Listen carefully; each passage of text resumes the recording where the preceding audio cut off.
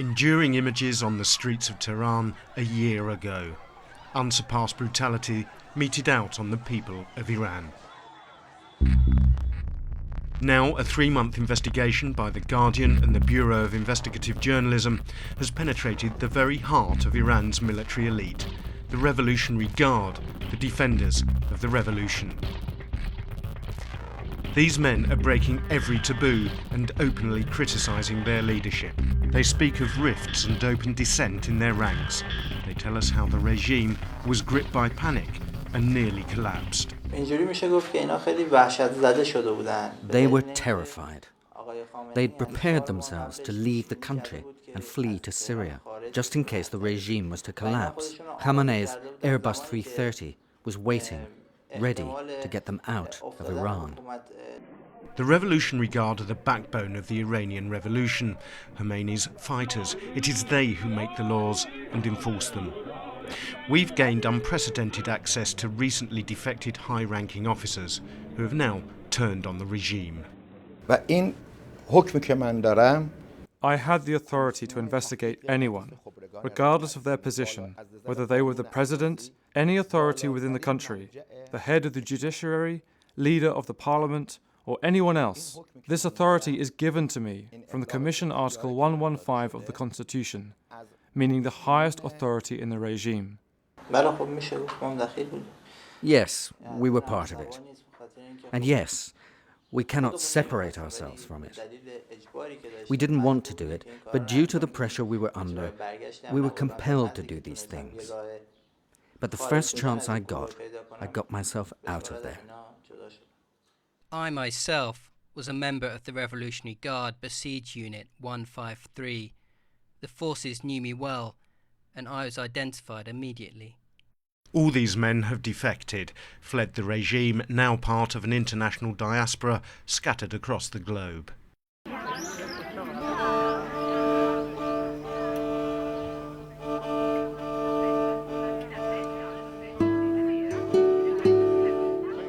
The tourist delights of Cappadocia in central Turkey, a strange place to meet a man who was at the heart of the Iranian regime. The order to shoot at the protesters was given by Brigadier General Ahmed Vahidi, who is currently the Minister of Defense. I know this because I was in the unit of the Revolutionary Guard when the order came through. Up until 6 months ago, Mohammed Hussein Torkaman was, he says, a card-carrying member of a besiege unit under the command of the Revolutionary Guard. At the time of the June elections, he says he was inside Ayatollah Khomeini's compound, overseeing security logistics for the supreme leader, the president, and their offices. Because of my job, every 5 days I would meet with high-ranking officials, like Mr. Ahmadinejad and his ministers. I could see the fear in them all. The fear and panic was obvious. Now an asylum seeker in Turkey with his wife and young son, Torkaman is wary of mixing with the other Iranian exiles in the small town where they've been placed. He was, after all, until just a few months ago, a loyal son of the regime. He spends most of the day on his computer, connecting with friends and trying to forget. He says he left the regime in disgust. He told us that Ahmadinejad and Khomeini, uncertain of the loyalty of their own security forces, shipped in foreign mercenaries to bolster the regime. The forces they had chosen to do the shooting at people were from the Quds Force. The majority of them are Lebanese or Palestinian. They don't speak Farsi, the Persian language. These were the ones who were given permission to open fire. The majority of shooting at the demonstrators was coming from snipers who'd been placed on the rooftops of high buildings. It was not coming from the forces on the streets. I knew where the snipers were because I had the drawings of the security operations. These are the plans he was responsible for drawing up, showing the strategic positions of the security forces, blocking protesters from the presidential and supreme leaders' offices.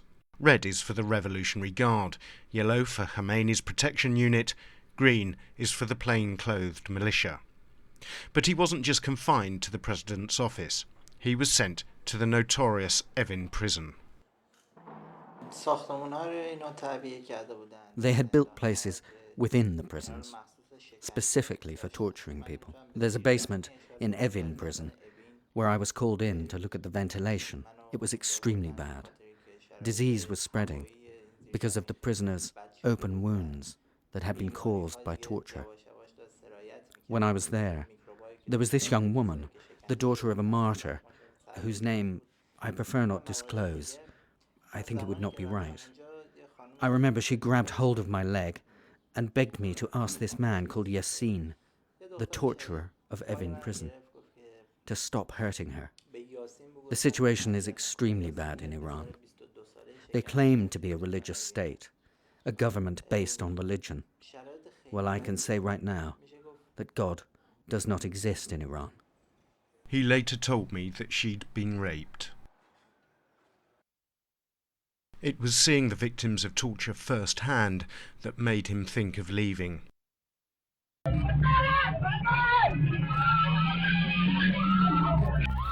But it was scenes like these during the holy festival of Ashura in December last year that were the final straw. Mayhem on the streets.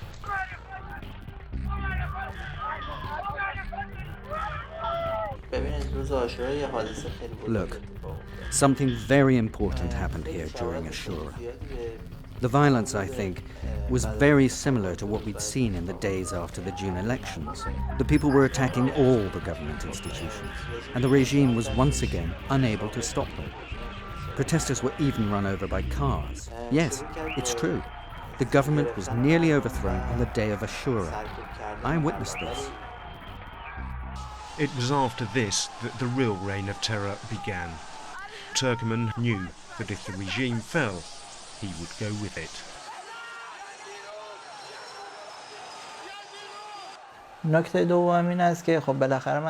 I was an intelligence agent, and I was aware of all the confidential affairs of our leaders, so it was possible that I, like former agents, would be murdered. They could kill me too, and so there was no guarantee for my life. This footage was shot by Iranians at extreme risk to themselves. Fed out to the world via the internet, it paints a terrifying picture of Iran over the past 6 months. A country where public hangings have become a favoured method of intimidation. Amnesty International says there have been 115 so far this year. Despite the oppression, Iranians have found new ways to voice their dissent. These images were fed to the internet in the past few days. Here, as Ahmadinejad addresses the crowd, the people heckle him with one word: unemployment. Iran's economy is faltering. Even on the Iranian banknotes, they scrawl slogans of dissent. June is the month of battle. This one says, "Death to Khamenei. Khamenei is trembling with fear." Untraceable messages expressing contempt for the regime.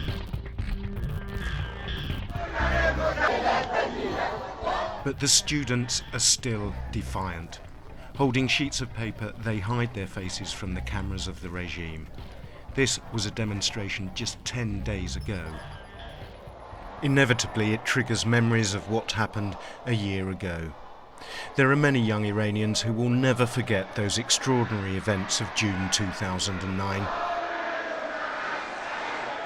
A mix of anger and hope, buoyed by a new sense of freedom as they massed in the streets.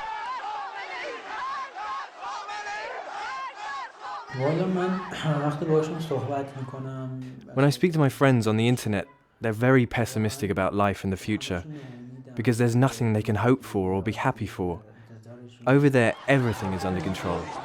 Photography, journalism, the authorities, they don't allow people to live the way they want to live. They tell us, we'll tell you how to live, how to take photos, how to work. Javad Mulkini was on the streets during those days. Now he's had to leave Iran, seeking refuge in Turkey because of the photos he took. They're stunning images, but they cost him his job. because he was working for the Revolutionary Guard press agency Fars News, a tool of the state. And these were images that the regime in Iran didn't want the world to see. They told us not to go out and take photographs. They did not issue us with permits. They had told us not to take photographs and said that we are not going to be responsible if anything happens to you. We will not back you up, and we will even testify against you and claim that you are spies. He defied his boss's orders, and this picture made it all the way to the front cover of Time magazine, every photographer's dream, but it was to be his downfall. I took part in a meeting with the managing director of the Fars News and all the other photojournalists. He said he knew that 2 photographers had sent pictures abroad, and that if he found out who they were, he would deal with them severely. Javad fled, leaving with nothing but his camera, laptop and a change of clothes. I was afraid of flying. I took a risk coming to the airport. The passport officer asked me which town in Turkey I was visiting. Ankara, I said. Why Ankara and not another place, he asked. What if I went there and never came back? What do you mean, I asked. Of course I'm coming back. What reason would I have to not come back? Because he took these photographs, Java became one of 80 young journalists to have fled Iran since the demonstrations. 39 are behind bars.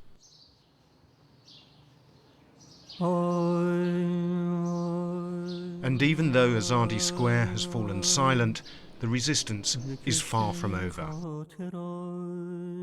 Because now they've been joined by the old guard. The custodians of the revolution are turning too.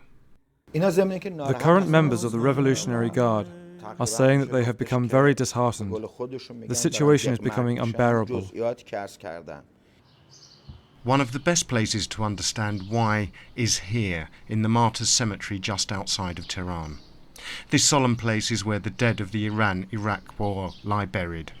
Millions died.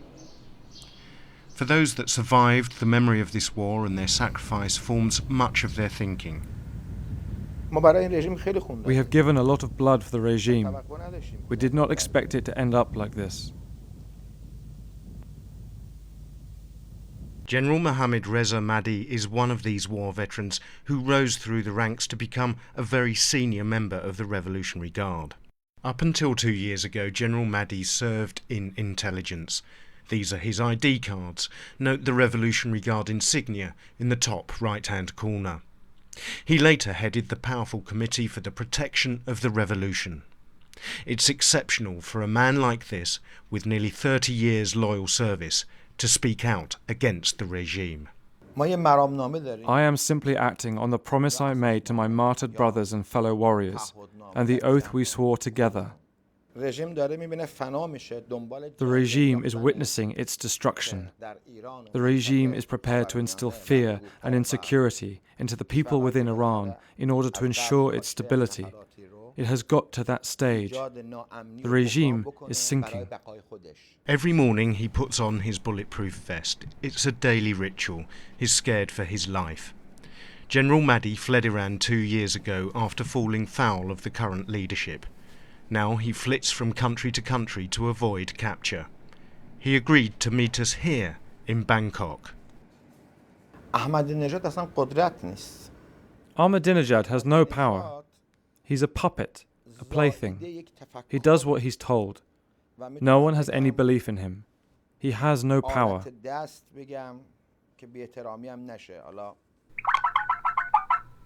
سلام علیکم آقا.